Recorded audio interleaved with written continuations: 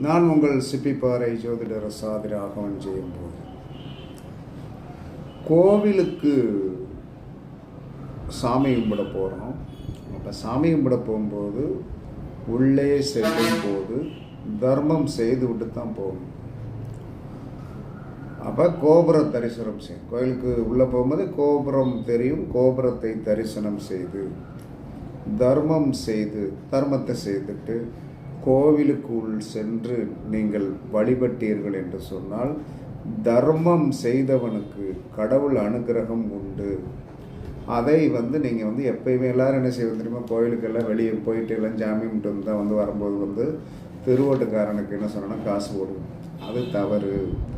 அப்போ கோயிலுக்குள்ளே போகும்போதே கோபுரத்தை தரிசனம் செய்து அங்கே இருக்கிற திருவோட்டை ஏந்தி கொண்டு இருக்கிறவர்களுக்கு நீங்கள் ஒரு தர்மம் செய்து விட்டு உள்ளே போனீர்கள், கடவுள் உடனே உங்களுடைய கோரிக்கையை